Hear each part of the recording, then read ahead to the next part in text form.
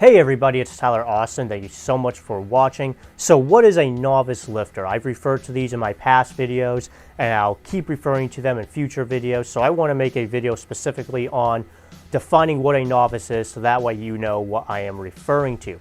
So what is a novice lifter?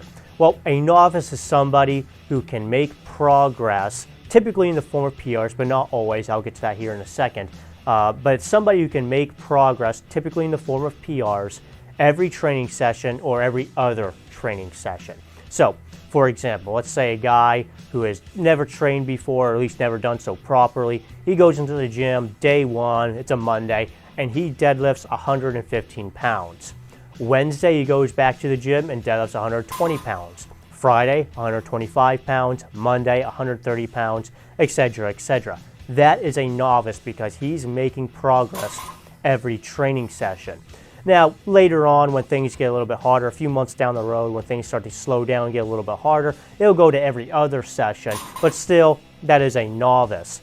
And really, the defining characteristic of a novice is how much progress they can make in a relatively short amount of time.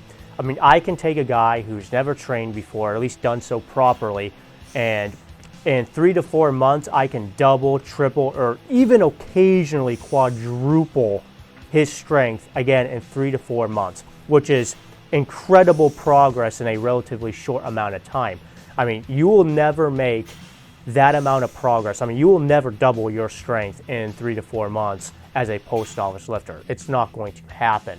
So that's why it's incredibly important to use your novice phase as efficiently and as effectively as possible, because it really is that golden time that you can make an incredible amount of progress in such a short amount of time, and you want to use that time as effectively as possible.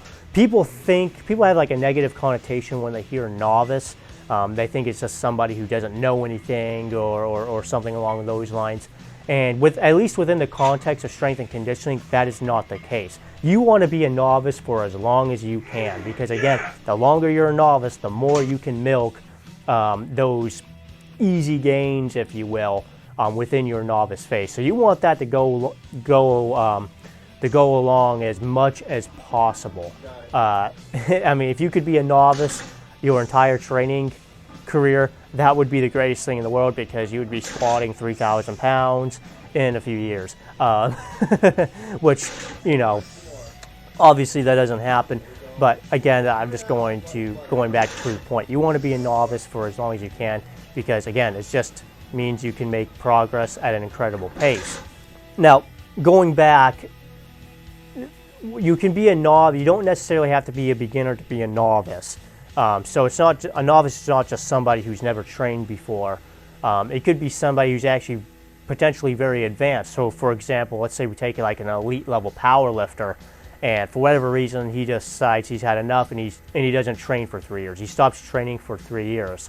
3 years later, he decides he wants to get back into it, so he begins training again. He would be a novice. Now, he'd be a lot stronger than he was when he first started training many, many years ago, because you retain a lot of strength even when you stop training. But he would still be a novice because he would be able to make progress every workout or every other workout. Now, would they necessarily be lifetime PRs? Of course not. But he's still going to be making progress every workout and every other workout. So that is a novice lifter, and you can actually apply this novice definition to many other attributes as well. So for example, like a novice runner. You know, if a guy runs, let's say, a half a mile on Monday, and then Wednesday he goes over and runs 3/4 of a mile, he would be a novice runner. So you can actually apply this definition to training other physical attributes as well, but we're sticking to primarily lifting here because I'm more focused on strength and conditioning. So yeah, that is a novice lifter. Again, the defining characteristic is just how much progress they can make in such a short amount of time. And as a result, it's incredibly important that you use that time effectively. So I hope you found this video helpful and informative. Please like, subscribe, follow, depending on where you're watching this.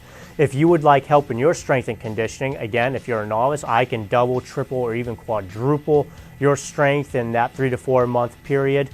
Even if you're not a novice and you're just looking for help in your strength and conditioning, I can definitely help you. I offer the most effective and personalized online coaching in the industry. So if that's something you would be interested in, be sure to check out the link down in the description below and we can set that up.